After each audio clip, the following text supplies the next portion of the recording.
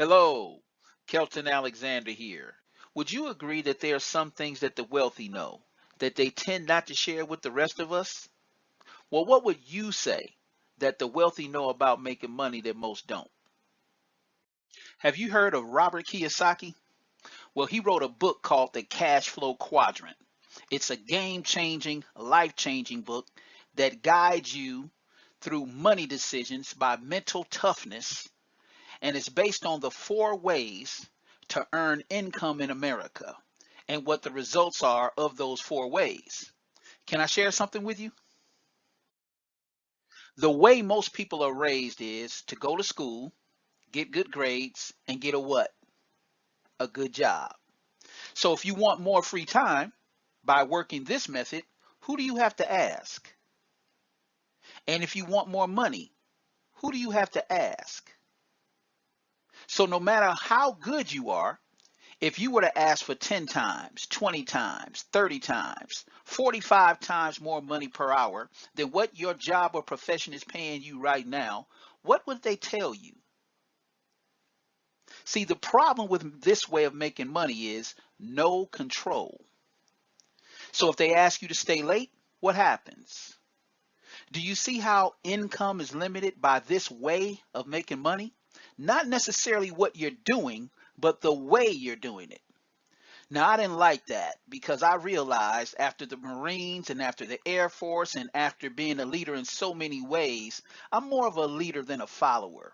So when it comes to my quality of life, in other words, I'm psychologically unemployable.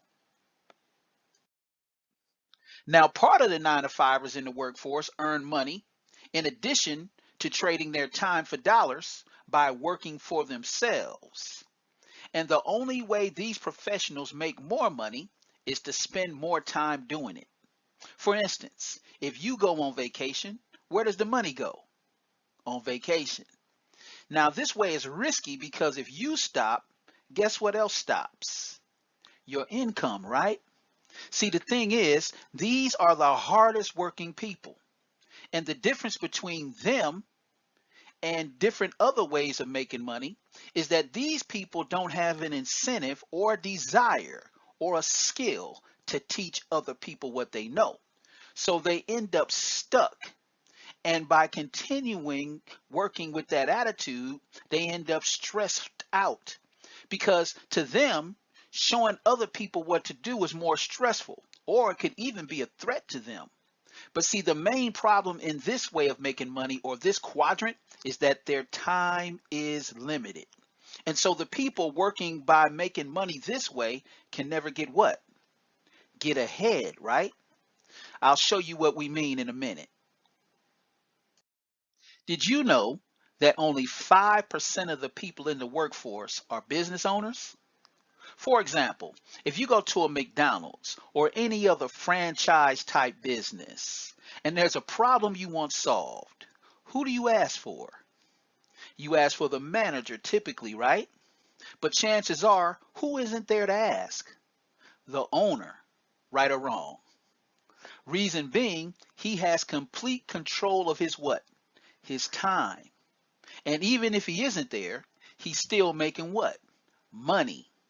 See, the business owner owns a SYSTEM, which spells system, which stands for save yourself stress, time, energy, and money. And he runs this 2 ways. His system works for him to generate income, and or his recruits or his employees or self-employed people from the left side of the quadrant, they run his system. So he pays them wages and salary from the results of his business system, which are profits, which are way better than wages, from the time that they give him for his money. Does that make sense? So if profits are better than wages, who has the better quality of life when it comes to the freedom of money and the freedom of time? The business owner, right? Now, the other people that make up the 5% of the people in the workforce who own 95% of the wealth produced from it are investors, meaning their money and their assets work for them. such as real estate, stocks, bonds, mutual funds. But more importantly, businesses that employ the employees and self-employed people that trade their time for money by working in that business owner's system. Another interesting thing is how they make their decisions. For example, when it comes to their time, they want to know what's called the 3 R's. What's required of me for the time of my money? What's the rate I'm earning for the time of my money? And what is the return on the time for my money? So let me ask you this question. How cool would it be to have your money working for you instead of only you working for your money? So let's put this all together. Which two ways appeal to you most? See, generally speaking, if everyone was taught these options, which would they pick? The right side or the left side? Probably the right side, right? But where is everyone at? They're on the left side. It's called the income inequality crisis.